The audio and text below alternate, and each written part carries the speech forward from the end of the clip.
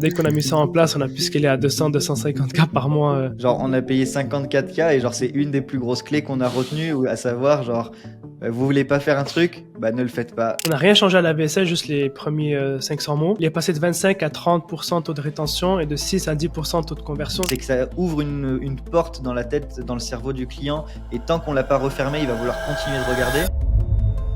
Let's go pour épisode 2 de ce podcast qui a toujours pas de nom.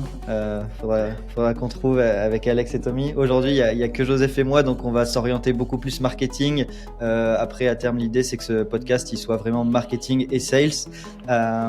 Et du coup, l'idée qui m'est venue aujourd'hui, et on va pouvoir parler de plein de sujets, et c'est un peu ce qu'on fait aussi avec nos clients, c'est admettons, tu as quelqu'un qui a un business à 10 000 euros par mois, plus ou moins, ça peut être 20 000 ou peu importe, mais en gros, c'est quoi la différence entre quelqu'un qui fait ça et quelqu'un qui fait 100 000 euros?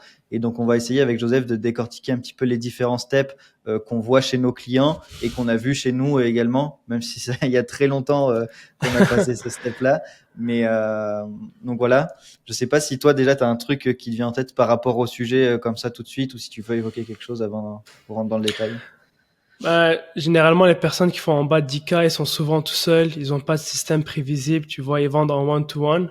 Donc c'est très difficile lorsque tu vends en one-to-one et sans système prévisible, genre qui tourne en automatique avec des pubs, etc., de scaler en haut de 10, 20, 30K par mois. Tu vois ce que je veux dire? Ouais. Ouais. J'allais dire la grosse différence, ouais, c'est souvent solopreneur à entrepreneur, quoi. Et en fait, il y a tout qui change. Donc, c'est pour ça qu'on va pouvoir tout évoquer.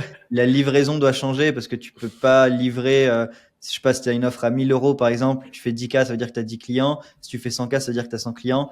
Bah, tu peux pas livrer de la même manière, ton offre. Tu peux pas obtenir des clients de la même manière. Tu peux pas les convertir de la même manière. Donc, ouais, il y a tout qui change, quoi. Ouais, c'est ça, t'es vraiment capé en tant que solopreneur. Quelle est la première étape qu'on peut aborder? On peut parler de plein de choses, honnêtement, soit l'offre, soit le tunnel, soit l'acquisition, soit même connaître son avatar mieux qu'il se connaît lui-même. Et de là, tu construis ton offre. Et ensuite, quand tu construis ton offre, tu construis le système. Ouais. Je pense que ça, c'est les meilleures choses à... Ouais, il y a juste un truc qui me vient en tête, et on en parlait avec Tanner Chichester là quand j'étais à Vegas, et il disait qu'il y a beaucoup de gens qui s'auto-sabotent parce qu'en fait ils osent pas closer parce qu'ils savent que derrière ils vont devoir livrer leur coaching, leur service ou peu importe, et ça va leur prendre beaucoup de temps, et du coup en fait ils sont soit dans l'un soit dans l'autre. Donc en fait ils se freinent et ils s'auto-sabotent, et moi même quand j'étais freelance par exemple je le vivais, où je me disais vas-y, j'ai pas envie de prospecter, genre là je travaille déjà assez avec mes clients, et si j'ai un nouveau client, ça va devoir être chiant à livrer. Et c'est pareil pour ceux qui font du one-one, comme tu disais. Donc, en vrai, ouais, je pense qu'il faut déjà revoir comment livrer son service de manière plus automatisée et sans nous. Comme ça, on sait que derrière, on peut faire rentrer du monde sans que ça impacte notre énergie et notre quotidien. Parce qu'après, si on met un système en place, mais qu'on sait qu'on peut pas livrer, on devra toujours se freiner parce que on a trop de leads, on a trop de calls, on a trop de clients, tu vois. Je pense que c'est un truc qu'on voit pas forcément avant le marketing et l'acquisition, mais qui bloque. Ouais, c'est sûr. Je pense à deux chemins lorsque tu fais du service en one-to-one. Soit tu développes une agence, donc tu commences à recruter une grosse équipe et tu délivres un service en done for you. Soit tu prends le chemin de formation, coaching, accompagnement.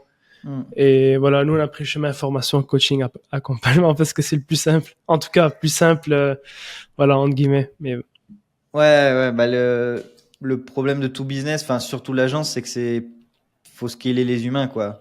Genre plus t'as de clients, plus faut de livraison, plus t'as de clients, plus faut de livraison, et il y a au bout d'un moment la qualité suit pas. Donc ouais, nous on a pris le chemin de la formation, et même ceux qui sont dans le coaching, j'ai eu plusieurs audits que j'ai fait, ou des clients qu'on a eu qui à la base étaient en one-one, et on leur a dit faut passer au one-to-many. Enfin, tu peux pas, ou alors faut vendre à des prix extrêmement chers.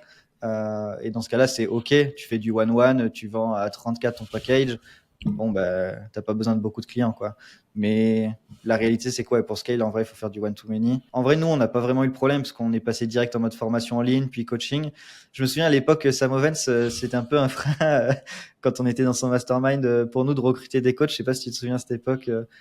Ouais, recruter des coachs, tu veux dire des closers. Là, c'était un vrai problème mindset, tu vois, au final, on voulait pas trop. Recruter des closers, tu veux dire, parce que nous, on faisait du low ticket et on voulait pas s'embêter avec ça, on détestait closer. Donc on a continué avec le low ticket et après je pense que c'est David Dre qui nous l'a dit. Tu t'en fous, en fait tout ce que tu as à faire c'est recruter quelqu'un qui va manager pour toi et toi tu vas même pas t'en occuper, tu vois. Ouais, certes tu vas payer un pourcentage plus élevé, mais c'est pas toi qui va faire le closing et c'est ça qui te manque pour pouvoir scaler encore plus. Ouais. Donc voilà, dès qu'on a mis ça en place, on a pu scaler à 200-250K par mois Mais avec les c'est fou, copies. Ouais. genre, ça veut dire qu'enfin, genre, on a payé 54K et genre, c'est une des plus grosses clés qu'on a retenues, ou à savoir, genre, bah, vous voulez pas faire un truc, bah, ne le faites pas et déléguez-le à quelqu'un. Genre, c'est la base Ouais. du business. Même à Samoven, c'est ça qu'il faisait. Genre, CVSS, c'est pas lui qui les rédigeait. Closing, c'est pas lui qui les faisait. Genre, il déléguait tout à des personnes mieux que lui dans certaines compétences. Même Ouais, les non, pubs, c'est pas lui qui faisait. Ouais. Mais donc, en voilà, tout quoi. cas, ouais, déjà, pour celui qui regarde potentiellement, qui fait 10, 20, 30K et qui veut passer au 100, s'assurer que d'un point de vue livraison, donc coaching, son programme ou ton service, il est vraiment standardisé, automatisé. Et tu sais que, en gros, le cap, c'est est-ce que si je fais x2 mon nombre de clients, il y a tout qui casse? Et j'aime bien poser cette question. Et souvent, il y en a beaucoup qui disent non, là, clairement, je peux pas absorber. Mais Alex, par exemple, quand on l'a rejoint, quand il nous a rejoint dans Scaling Circle, c'était ça. Je sais pas si tu te souviens de l'appel, mais je lui avais posé la question. J'avais dit là, clairement, si on fait x2 ton nombre de clients, tu peux suivre. Et il pouvait pas parce que justement, il avait des coachs qui font du one-one et qui répondent à chaque client, Ah oui, etc. oui. Et ça marche pas. Et je lui ai dit, bah, faut que tu aies une partie e-learning qui, elle, est evergreen et répond à 90% des questions. Et ton coaching, il vient s'ajouter en support à ça, quoi. Ouais, carrément. Si tu veux, là, on peut peut-être parler des étapes, genre plus concrètement, par quoi il faut commencer, ensuite deuxième chose, troisième Ouais, chose, non, mais quatrième c'est en chose. tout cas l'étape 1, ouais, pour moi c'était ça, s'assurer qu'on peut assimiler plus de flux. Donc là, la deuxième étape, en gros, c'est comment on a plus de flux. Tu as commencé à parler de système, etc. Donc ouais, je sais pas ce qui me vient en tête. Ouais, non, non, je voulais juste parler d'un truc primordial avant tout, c'est vraiment l'avatar client, et ça, je le répète tout le temps, mais C'est c'est chiant. super, c'est super important, et la majorité des personnes ou coachs négligent ça, tu vois, ils pensent connaître leur avatar, mais en réalité, ils savent même pas c'est qui. Et je me rappelle, nous, quand on a lancé justement Scaling Circle, on a fait une recherche sur tous nos concurrents. On a même parlé avec des prospects, des clients potentiels pour savoir exactement c'était quoi leurs douleurs, leurs frustrations qu'ils rencontrent quotidiennement pour par la suite construire l'offre et le système qui vient avec et la VSL. Parce que sans ça, tu pourras jamais avoir un système marketing qui convertit bien et un Mhm. message qui résonne justement avec ton avatar idéal. Ouais, Donc ouais, bah, c'est ce voilà. qu'on disait dans l'épisode 1, je crois, mais à 10K, 20K par mois, en fait, tu peux bricoler et avoir des choses un peu imparfaites parce que bah, tu vends avec ton énergie, avec ton offre, tu arrives à avoir des clients, mais en gros, c'est un peu comme si tu as un pansement sur une jambe de bois, genre ça va rien faire, quoi. À un moment donné, il faut faire les choses vraiment bien et c'est vraiment ces fondations-là qui te permettront d'aller chercher les 100K par mois ou plus, alors que si tu as des fondations qui sont pourries, tu peux gratter 10, 20, 30, 35. Mais en réalité, et c'est pour ça que souvent bah, les clients ils viennent chez nous dans ce King Circle, c'est qu'ils ont tous ce gap-là où ils ont réussi à monter un truc très cool qui fait 300, 400, 500 k l'année, mais ça permet pas d'aller plus loin. Et un des premiers trucs qu'on bosse, même si ils aiment pas entendre ça, c'est l'avatar. Ouais, c'est ça, parce que quand tu vas scaler, il faut vraiment que tu parles à un avatar précis. Et si ton Mm. message n'est pas bon, ben, tu vas parler à tout le monde et parler à tout le monde, c'est parler à personne en vrai. Mm. Ouais, So, non, mais voilà. Donc et ça, ouais, vas-y, vas-y. non, non, j'allais juste dire, donc si t'es coach et tu veux lancer ton truc, fais ton devoir, fais une recherche sur ton avatar et pas une recherche en 2 secondes de Ginette qui a 35 ans, qui veut perdre du poids et voilà, quoi, avec des cheveux. Bref, tu vois Mais en l'idée. fait, l'erreur que je vois, c'est que les gens ils disent, j'ai regardé un truc qui fonctionne déjà, genre, bah vas-y, je vais faire comme Yomi, je vais copier sa promesse, je regarde son tunnel et je fais comme Yomi. En fait, sauf que t'es pas Yomi et la différence c'est que Yomi il a des millions d'abonnés, tout le monde le connaît, il est là depuis 10 ans sur le marché et toi t'es pas Yomi. Donc et c'est pour ça que faire la même promesse que lui ou même Matt Gadzi, on est dans son mastermind et dans un call ou dans une vidéo, il disait ne me copiez pas en fait, ça sert à rien. Moi, je suis à un stade où j'ai une stratégie précise de valorisation, de branding, etc. Et en fait, c'est spécifique à ma vision et ça va pas du tout fonctionner pour 99% d'entre vous.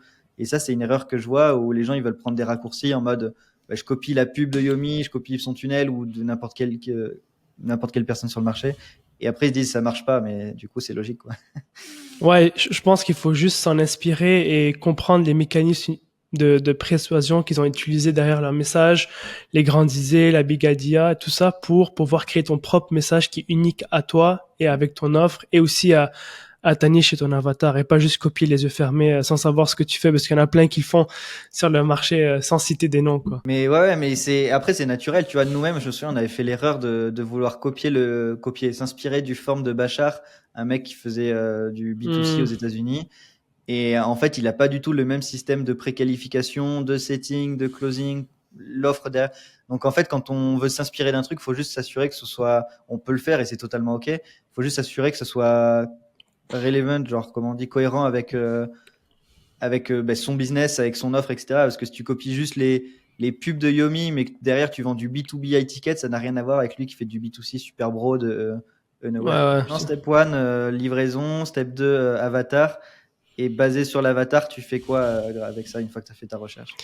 Une fois, je pense qu'il faut commencer à construire son offre et par la suite, tu pourras rédiger ta VSL, ton message sur ta page opt-in. En tout cas, c'est ma vision des choses.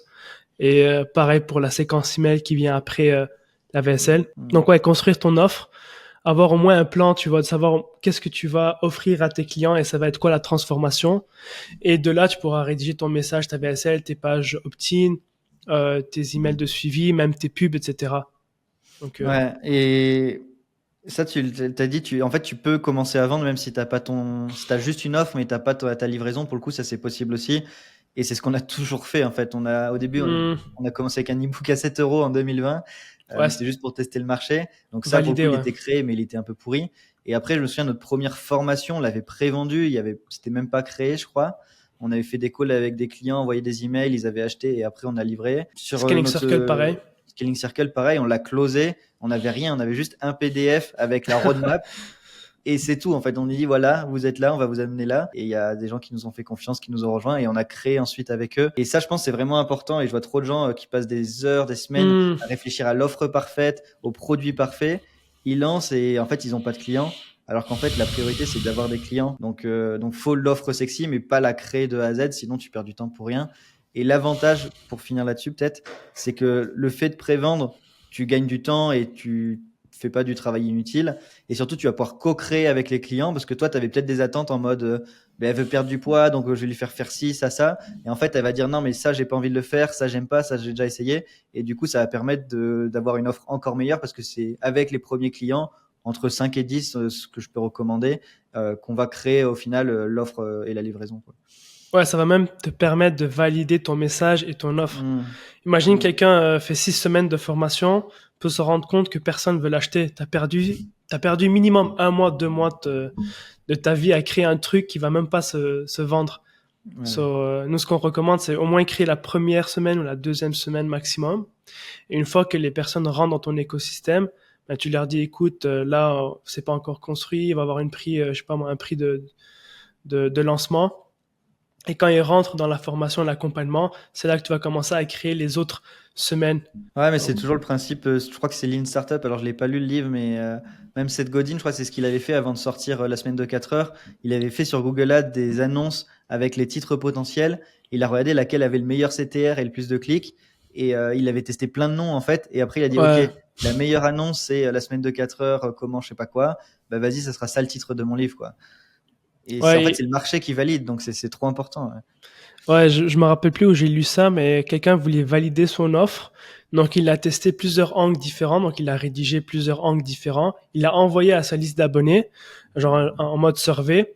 Et selon les réponses, ben, il a choisi le titre de son offre et tout le reste de l'offre, tu vois. Parce que justement, Ouais. c'est son marché qui a voté. Donc, voilà. Ouais. Ne pas construire son offre avant même de demander à tes prospects, sinon tu perds ton temps. Ouais, non, c'est ça. Et je me souviens, je sais pas si tu te souviens, mais un de nos anciens clients, il disait tout le temps un truc, il répétait, genre le marché, il vote avec sa carte bleue, en fait.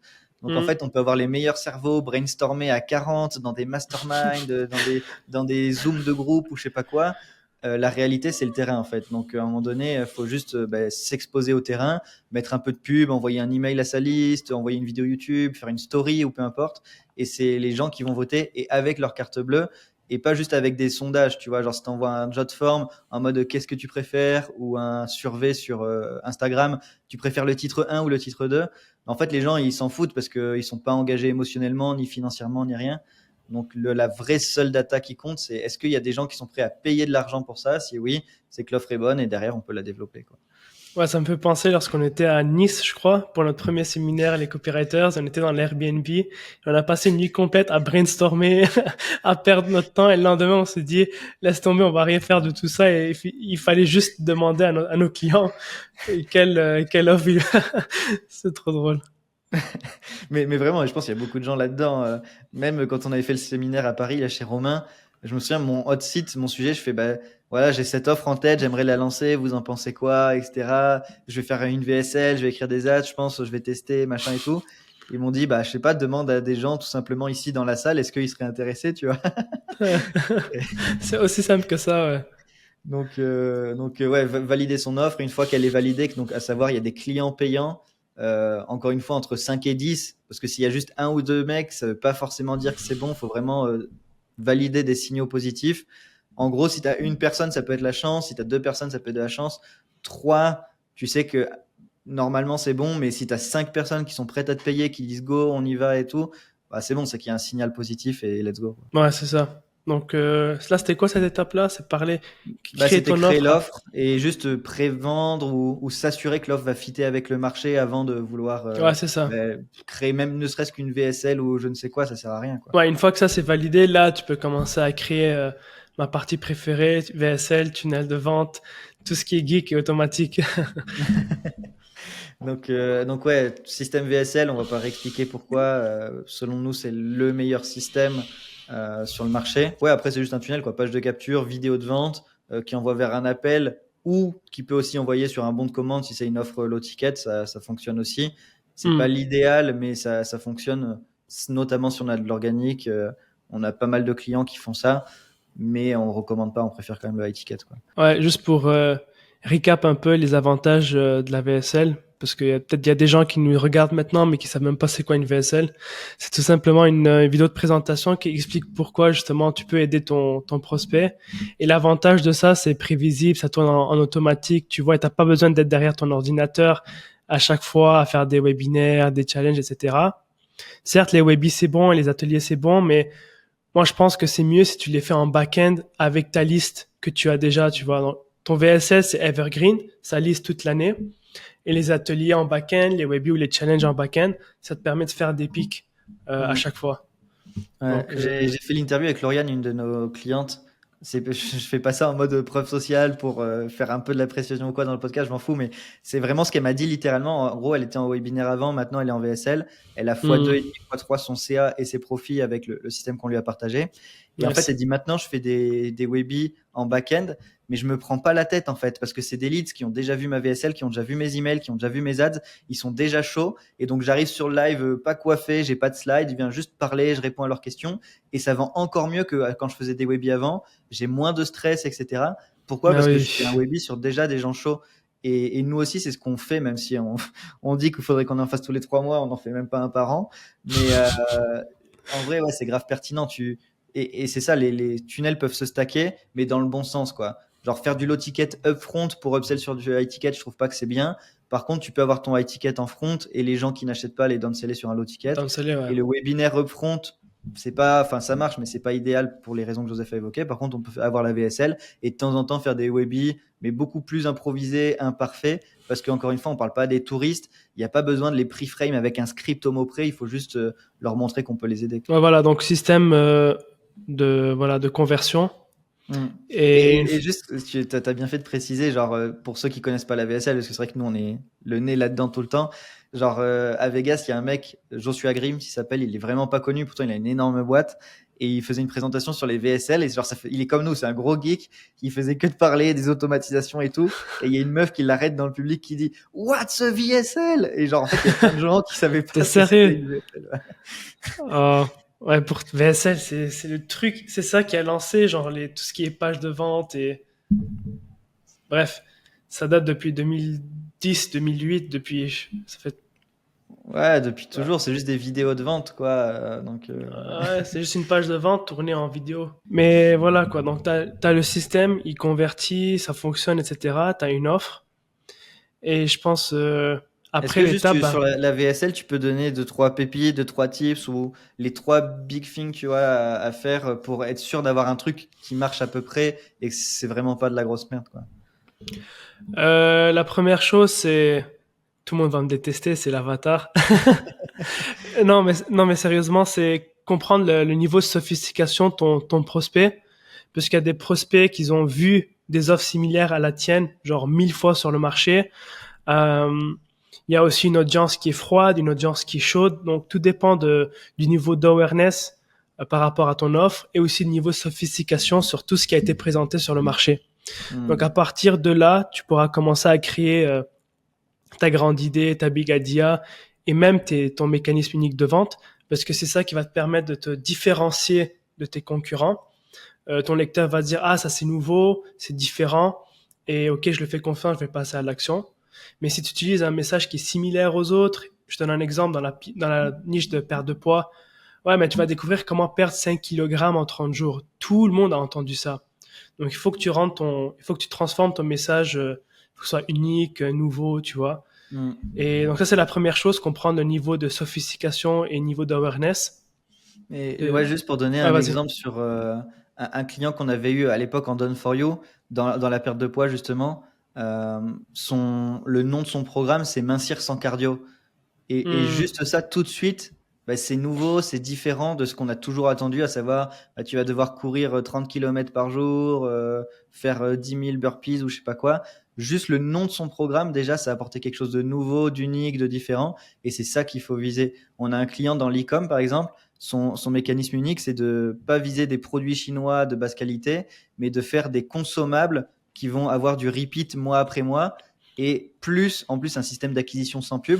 Donc, ça veut dire que tu n'as pas de coût d'acquisition et tu as des clients qui campent dans le temps. Ça, c'est unique, c'est nouveau, ça vient contrer tout ce qu'on a déjà vu sur le marché. Ça vient péter des objections et naturellement, bah, ça cartonne pour ça. Donc, c'est vrai que mécanisme unique de vente et tout, les gens, ils connaissent pas forcément, Big ID aussi.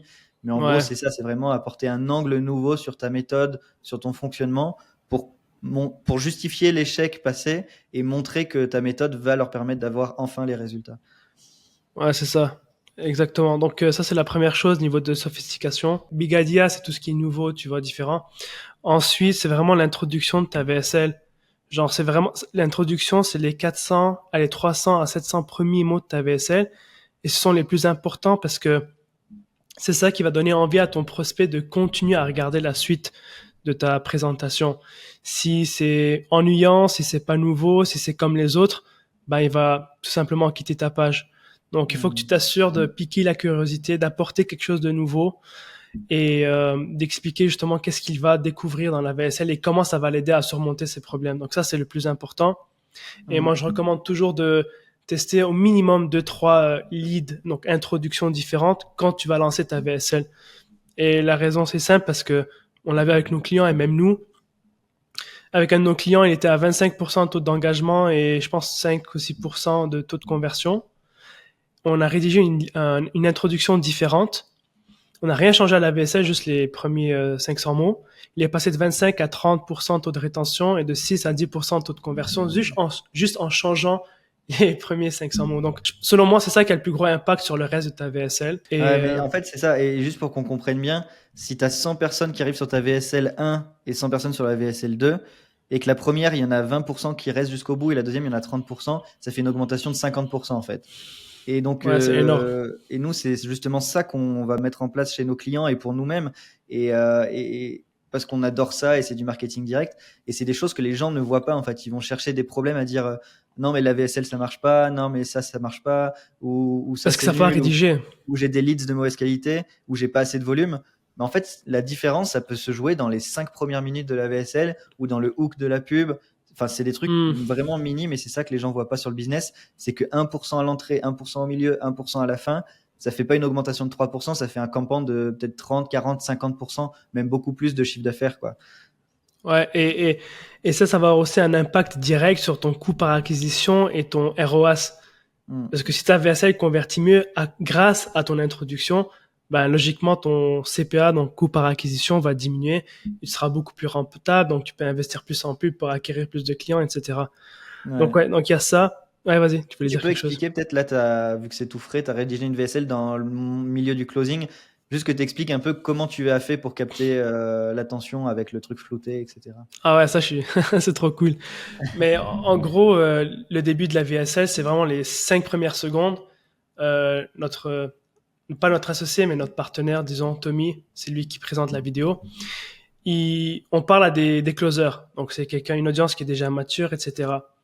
Et une des plus grosses frustrations, c'est qu'il n'arrive jamais à surmonter, son audience n'arrive jamais à surmonter les objections comme je vais réfléchir, je vais parler à mon partenaire, etc. Donc moi, je voulais commencer la scène avec ce genre de, comment dire, scénario pour que le prospect puisse s'identifier à travers ça. Donc, qu'est-ce qu'on va faire? C'est Tommy va tenir son téléphone. On va faire passer un passage d'un appel où le prospect dit, OK, c'est bon, Tommy, je vais y réfléchir. Et là, ensuite, on enchaîne directement avec, je me rappelle plus c'était quoi la phrase, mais c'est quelque chose comme, tu sais pourquoi la majorité des closers n'arrivent pas à surmonter cette objection-là, alors que d'autres closers moins bons que toi arrivent à la surmonter?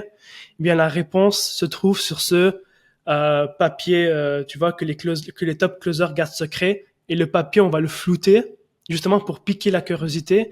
Et ensuite, on enchaîne en disant, bah, c'est pas ton script de vente, c'est pas le fait que t'as pas de charisme, et c'est même pas le fait que t'es pas doué, tu vois. Donc là, on vient de contrer plein d'objections, de teaser un maximum, et ça donne super envie aux prospects de continuer à regarder la suite de la VSL parce que c'est nouveau, c'est différent, c'est, ouais, Ouais, voilà. non, mais voilà, au moins on a un exemple concret, mais c'est ça, c'est pain point, à savoir, bah, j'arrive pas à surmonter, et donc j'arrive pas à atteindre mon objectif et mon désir de vendre plus.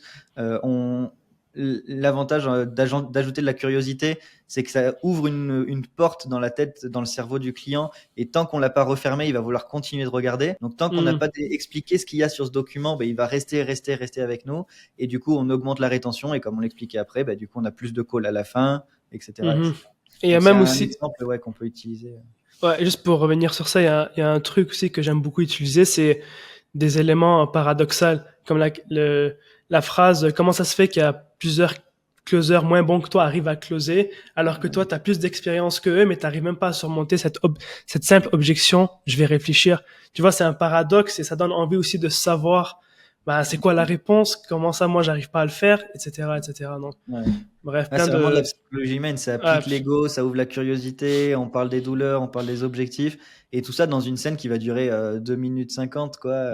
même pas, ouais. Et au-delà du copy, les trucs visuels aussi, sonores, tu vois, genre, quand on va présenter le papier, on va flouter, ben, on va zoomer sur le papier, flouter, et faire un son de ting, tu vois, juste pour captiver l'attention et augmenter la rétention, mais voilà, quoi. Et si vous voulez qu'on rédige vos VSL comme ça, ben, vous savez quoi faire, vous cliquez sur le... C'est pas vrai. Comme des scénarios hollywoodiens. Et Ouais, c'est d'ailleurs, pour ça. l'histoire, Joseph s'est vraiment formé avec un scénario hollywoodien pour le storytelling et le copywriting. Donc, Ouais, c'est Michael Hodge, c'était le consultant de Will Smith, Tom Cruise et plusieurs acteurs reconnus aux États-Unis. Et j'ai pris une session avec lui. Et avant la session, je tremblais, je stressais. Mais au final, le gars était aussi gentil qu'un petit ours, là, tu vois. Ouais, il était trop je gentil, sais pas si un c'était petit bien. tour c'est gentil, mais. Mais tu vois l'idée. Donc en tout cas, on a notre avatar, on a notre système de livraison, on a notre offre qui est validée par le marché. On a compris qu'on doit faire une VSL avec vraiment un mécanisme unique, donc quelque chose qui va apporter de la nouveauté sur le marché selon la sophistication. Donc là, la VSL, elle est prête, le tunnel, il est prêt. Du coup, il faut juste envoyer du trafic maintenant, à part s'il y a autre chose de particulier. Je pense pas, c'est Si, ouais, si, avant le trafic, il faut juste avoir un setup au niveau tracking. C'est pareil, c'est des trucs débiles et cons où les gens qui regardent la vidéo, ils s'attendent peut-être à des hacks. Mais en fait, c'est juste si t'as pas de tracking, t'as pas de data. Si t'as pas de data, tu sais pas prendre de décision et tu sais pas ce qui fonctionne pas. Et ça, pour le coup, c'est franchement l'énorme majorité des clients qu'on a. Là, on en a fait rentrer deux il y a 2 jours. Les deux avaient aucune idée de c'est quoi ton earning per lead, c'est quoi ton taux de conversion lead to booking, ton lead to buyers. Ils étaient perdus en fait. Et pourquoi? Parce qu'ils traquent pas les datas. S'ils les traquent, ils savent pas les interpréter, les analyser. Et s'ils savent les interpréter, ils savent pas comment l'améliorer. ouais. Donc, ouais, avant de lancer la pub, juste soyez sûr que d'un point de vue technique, pour le coup, Google Analytics, etc., soit bien setup, parce que sinon, on pourra pas prendre de décision, quoi. Ouais, j'avais fait un call avec un de nos clients la semaine dernière. Lui, il fait pas encore de pub, il fait juste de l'organique. Et il a lancé ses pubs. Mais avant ça, je lui dis, oh, c'est primordial que tu installes Hero. Ça, c'est l'outil qui te permet de traquer tout de A à Z dans ton business. Il l'avait pas fait. On a fait un deuxième call. Il m'a dit, ouais, j'ai lancé des pubs. T'en penses quoi de mes pubs? Je dis, en passant, t'as installé Eros. Il m'a dit non. Je dis, honnêtement, je peux pas t'aider. Je peux pas donner mon feedback parce que là, c'est comme si tu conduisais une voiture avec les yeux fermés. Genre, tu sais même pas où tu vas et moi, je peux pas te donner mes conseils sur ce qu'on sait même pas, tu vois. C'est Ouais. primordial de traquer tout de A à Z. Ouais, mais même Geoffrey, l'autre fois, on a fait un call avec lui, un Ouais, autre client, et il nous dit, les gars, vous pensez quoi de ma page de capture? Je viens de la changer, je la trouve meilleure. Je fais, oui, elle est bien, mais c'est quoi les chiffres, tu vois? Parce que, enfin, mon avis, on s'en fout que moi je la trouve belle ou bien copyrightée. Enfin, ouais, encore une fois, c'est le marché qui vote avec sa CB, avec ses clics, avec ses opt-in, avec du booking, et c'est ça qui compte. C'est pas l'avis du top copywriter ou je sais pas quoi, ça on s'en fout, quoi. ouais. Donc il y a le tracking, ensuite la pub. Ouais. Et voilà, parce que sans pub, sans visiteur, sans eyeballs sur ta page de capture et tes offres, tu vas jamais faire de l'argent, honnêtement. So, Bah, ouais, c'est ça. Donc, pour reprendre le sujet, passer de 10 000 à 100 000, ça veut dire quoi? Bah, plus de volume. Et plus de volume égale la pub. Pourquoi? Parce que l'organique, on n'a pas le contrôle. Nous-mêmes, on fait de l'organique et c'est très bien, mais là, on n'a pas le contrôle sur qui va voir ce podcast. Est-ce qu'il va faire 50 vues, 100 vues, 200 vues, 1000 vues? On n'en sait rien. Et donc, c'est ce côté qui est pas scalable, qui est pas prédictible, qui est pas maîtrisable et contrôlable. L'organique, c'est très bien, mais il doit être associé à de la pub pour avoir cet effet de levier, en fait. Et sans levier, on n'a pas de business. ouais, et nous, on se concentre beaucoup sur YouTube Ads. C'est simple parce que la personne qui vient sur YouTube Ads, elle consomme des vidéos pour apprendre quelque chose, tu vois. Donc c'est un frame totalement différent des personnes qui scrollent sur Instagram ou sur Meta. Je dis pas que ça fonctionne pas. C'est juste qu'on a remarqué que la qualité du lead est beaucoup meilleure sur YouTube. Certes, c'est peut-être un peu plus cher, mais ça convertit mieux que Mm. Meta. Et ça, on l'a remarqué avec tous nos clients. Juste pour te donner un exemple. Ouais. On accompagne des gens qui, dans la crypto, tu vois, bourse et investissement. Ils étaient sur Meta, ça convertissait pas du tout. De un, parce qu'ils parlaient au mauvais avatar, et de deux, ils étaient pas sur la bonne plateforme. Et ensuite, deux, dès qu'on a testé YouTube Ads et qu'on a changé l'avatar, bah, automatiquement, ils sont passés de perdre de l'argent à faire 300 à 500% ROI sur le cash collecté. Alors, Mm. c'est énorme. Pourquoi? Parce que la personne qui va apprendre à faire de la crypto ou à investir son argent va sur YouTube pour chercher justement, pour trouver des tutos, comment investir mon argent. Sur Meta, la personne, c'est difficile de trouver cette personne-là, tu vois, avec ce niveau d'awareness, qui va apprendre, qui va aller plus loin. C'est pour ça qu'on recommande YouTube Ads à tous nos clients. Ouais. Ouais. Et 100% nous le disent. Et même en closing, moi j'ai souvent la question, ouais, vous parlez de YouTube, mais est-ce que vous faites Facebook? Bah, déjà pour nous-mêmes, on le fait pas. On a des clients qui le font et on crache pas sur Facebook, ça marche et ça peut très bien marcher. Mais souvent, une fois qu'on a mis le nez dans YouTube Ads, on n'a plus envie de remettre le nez dans Facebook en tombant à la tronche des leads.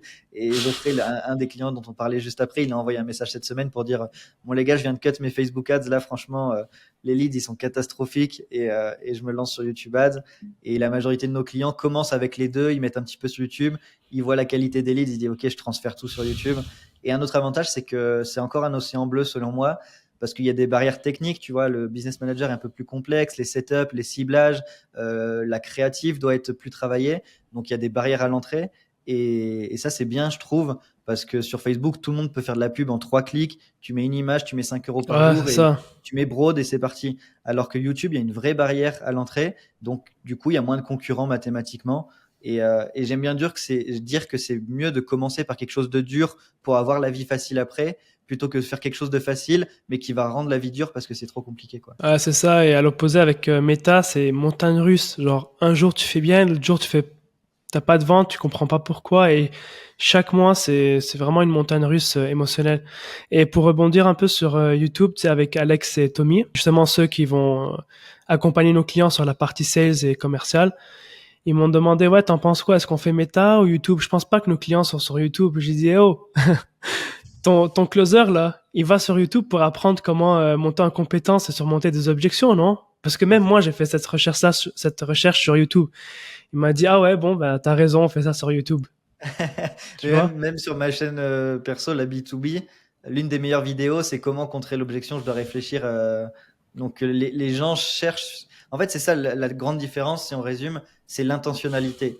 Sur Mhm. YouTube, l'intention, c'est je cherche à m'instruire, à m'éduquer et je fais des recherches intentionnistes. Comment éduquer mon chien, comment jouer de la guitare, comment closer. Alors que sur Facebook, on est là dans un but éducatif où on veut juste se divertir, voir les photos de notre pote, de nos familles, etc.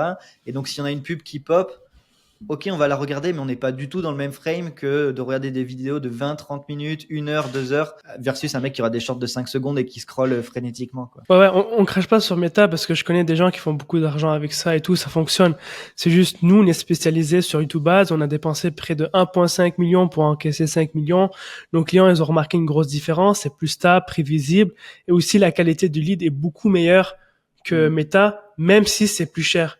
Mais en Mm. back-end, ça convertit mieux et voilà, quoi. Ouais, Donc les donc deux. enfin, ouais, en tout cas, c'est notre Ouais. stratégie, c'est avec nos biais, tu vois, VSL, YouTube. Il y en a qui vont dire fais du Facebook Ads et challenge. Et encore une fois, bah, faut juste écouter une chose, je pense, pour réussir. Et ça, c'est un truc qu'on nous-mêmes encore aujourd'hui, on tombe un peu dedans. Mais c'est celui qui chasse deux lapins, il n'en attrape aucun, tu vois. C'est une phrase classique qu'on entend souvent. Si tu cours derrière deux lapins, bah, naturellement, tu en auras zéro. Alors que si tu focuses sur un et que tu cours derrière lui, tu as plus de chances de réussir. Donc des maps pour le succès, il y en a plein, il y en a des millions. Il faut juste en choisir une et la suivre jusqu'à la réussite, quoi. Voilà. Comprendre ton avatar, s'assurer que tu peux livrer à plus qu'une personne. Ouais. Avoir une offre, avoir un système, avoir du trafic, et ensuite, dernier point pour faire ça rapide. Ouais, tu voulais dire quelque chose? Non, je voulais juste dire sur la partie trafic, YouTube Ads plus YouTube organique, je pense que c'est le bon combo. Parce que pareil, créer des shorts sur Insta, ça marche, faire des TikTok, ça marche. Mais c'est chiant. Les shorts, ça existe depuis quelques années, mais on ne sait pas si les gens vont toujours en consommer dans 5-10 ans. Alors que les vidéos longues, ça existe depuis toujours. La télé, les gens, il y aura des vidéos longues. YouTube, je sais pas depuis quand ça existe, peut-être 2005, quelque chose comme ça. Donc ça fait plus de 20 ans, c'est prouvé pour fonctionner. Les gens, ils aiment YouTube. C'est une plateforme qui continue de grandir. Et donc, bah, faites des vidéos YouTube. Comme ça, vous aurez du bon lead. Ça va campendre dans le temps parce qu'il va y avoir du SEO. Donc, si vous faites des vidéos comment jouer de la guitare, je sais pas, ou comment jouer Johnny Hallyday, donc un Français à la guitare, ben, il y aura toujours des gens qui vont chercher ça aujourd'hui, dans 5 ans, dans 10 ans. Et donc, il y a un côté SEO, alors que ton short, au bout de 2-3 jours, il a disparu, il est déjà noyé dans la masse. Ta vidéo YouTube, non. Les gens seront plus qualifiés. Et après, il y a ce lien YouTube Ads, YouTube organique, où les audiences organiques peuvent feeder les ads. Mhm. Les ads permettent indirectement de faire grandir aussi l'audience organique. Et donc, quand la personne t'a déjà vu, elle te revoit en ads, ou alors tu l'as fait shooter, tu la shootes sur l'ads, et après elle va faire des recherches sur YouTube, et tu vas apparaître parce que tu t'es positionné. Et donc, tu as ce côté flywheel, et il y a tout qui campande, plutôt que de faire des actions uniques qui vont disparaître, comme faire un short, faire une story. Bah, c'est pas des bons inputs parce que dans 24 heures, ta story elle a disparu, et dans 3 jours, ton short il a disparu, quoi. Ouais, et j'ai lu une stat très intéressante sur YouTube et Netflix. Il y a plus de personnes qui regardent des vidéos YouTube que des personnes qui regardent Netflix. C'est juste incroyable. Ton audience est sur YouTube, ça c'est sûr à 100%. Ils consomment à chaque jour des vidéos éducatives, etc. Bref, on a assez de parler de YouTube. Donc après, Donc, ouais, trafic, ouais, et après, qu'est-ce qui manque derrière juste, juste pour terminer, je pense qu'il manque juste un système de conversion pour les leads qu'ils ont opt-in, mais qu'ils n'ont pas acheté ton programme, soit qui n'ont pas booké un appel avec ton équipe commerciale. Et ça, c'est un autre point que je sais que c'est ennuyant, mais c'est un point que la majorité des coachs et formateurs négligent. Pourtant, 20 à 30% de ton CA se trouve dans ta liste qui dort. Hmm. C'est Ouais, super non, mais c'est important. ça. Ouais. Il y a une pyramide assez connue en marketing. Tu as 3% des gens qui sont prêts à acheter maintenant, ils sont chauds, etc. Et ça veut dire que tu as 97% des gens qui sont plus ou moins froids, ou pas maintenant, en fait. Donc, si tu vends que aux gens qui sont prêts maintenant, et c'est souvent ça aussi la différence pour revenir au titre de ce podcast, passer de 10 à 100 000, bah, ceux qui qui font 10, 20, 30 000, ils vendent aux gens chauds qui ont la carte bleue en main tout de suite, et c'est cool. Mais maintenant, c'est comment on travaille sur les 97%, et c'est justement du nurturing via YouTube, du reciblage publicitaire et du back-end email où on va nourrir la relation, créer de la confiance, etc. Et donc, c'est pas des gens qui vont acheter en 7 jours, ils vont peut-être acheter en 30, 60, 90 jours, 6 mois, 1 an, Mhm. 2 ans, peu importe. Mais si on leur envoie rien, bah, ils vont jamais convertir, quoi. Ouais, c'est ça. Et nous, on l'a remarqué avec Heroes. Allez, 20% en moyenne de notre CA mensuel vient des emails. Et 20%, c'est pas négligeable. Si tu fais 100, 150 par mois, 200 000, 20% sur 100 000, c'est 20 000 euros profit dans ta poche que tu peux réinvestir en pub, que tu peux réinvestir dans ton équipe. Bref, il y a plusieurs, ou te payer toi-même.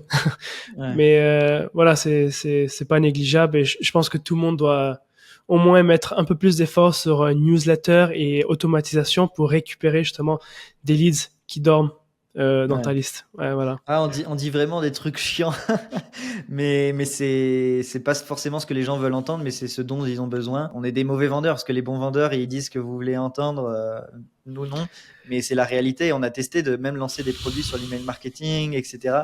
Ça a jamais marché parce que c'est pas un sujet qui intéresse les gens, alors que c'est littéralement la différence souvent entre un business qui fait 30K par mois et 40 ou 50K.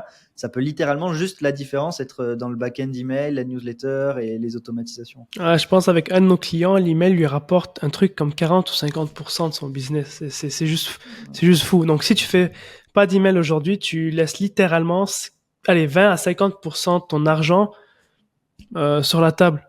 Juste parce que t'es paresseux et t'as pas envie de le faire. En parlant de ça, justement, bientôt, on va avoir un tool qui va te permettre de rédiger tout ce genre de copie. Mais bref, Ça voilà serait quoi. un autre sujet. Ouais. Mais Mais voilà quoi. en tout cas, ouais, là, on a bien délimité la roadmap. Après, il y a la partie vente, mais ça, on en parlera plus sur d'autres épisodes avec Tommy et Avec Alex. Alex et Tommy, ouais. Où évidemment, si tu fais 100 000 euros de chiffre d'affaires, c'est pas toi qui vas encore. Ça veut dire recruter des closers, les manager, vérifier qu'ils font bien leur travail. Et après, avoir une équipe. Voilà, c'est toujours pareil. On peut pas tout faire tout seul et il faut pas de toute façon parce qu'il y a des choses où on n'est pas bon et donc il faut le déléguer à des gens. On a commencé ce podcast en parlant de ça justement, donc c'est important aussi de recruter, s'entourer. Et un truc que je m'étais noté et que j'ai vraiment envie de préciser, c'est que passer de 10 000 à 100 000 euros par mois, ça nécessite pas de faire x10 les efforts. Il faut peut-être x10 le volume, il faut peut-être monter l'intensité, augmenter l'équipe, le budget, etc. Mais il faut pas x10 les efforts et les gens ne voient pas ça. C'est pas exponentiel la demande de travail. Genre on travaille pas 2 fois plus à 200 000 euros qu'à 100 000 euros par mois. Non, c'est juste une question de système et de comment on fait Tellement. plus de ce qui fonctionne. Et quand on a les systèmes, et c'est littéralement 100% de nos clients pour le coup qui vivent ça, c'est que tu fais plus, donc plus de CA, plus de profit, etc., plus de clients, plus d'impact sur ton marché en travaillant moins. Et Lauriane, là, dont je parlais, on a triplé son CA et elle travaille 3 à 4 fois moins. Genre, C'est fou. je mettrai la case study peut-être en dessous ou en description ou quoi, mais c'est juste logique en fait, parce que tu as le bon système qui fonctionne, qui tourne, et tu n'as plus besoin d'être impliqué dedans. Et encore une fois, c'est pour ça que nous, on a les biais sur la VSL et pas les webinaires, les challenges. Parce que le challenge, si tu n'es pas là, il va pas tourner tout seul. Le webinaire, si tu le fais pas, il n'y aura pas de vente. Alors que notre système, lui, il tourne tout seul. Et une fois qu'il est installé, bien sûr, ça demande des efforts, mais une fois qu'il est installé, t'as plus grand chose à faire entre guillemets quoi. Si jamais ceux qui regardent ils ont des sujets qu'on a évoqués rapidement sur le copywriting, sur l'offre, sur l'avatar, sur l'acquisition, dites-le en commentaire juste qu'on puisse justement faire des vidéos par la suite là-dessus. Et si vous voulez notre aide pour installer ce système, il y aura un lien en description qui présente comment on travaille. Et that's it, hein, pouce bleu, tout ça après. Ouais, et pour les prochains podcasts, Tommy et Alex ont intérêt d'être là. Sinon on leur met un tir.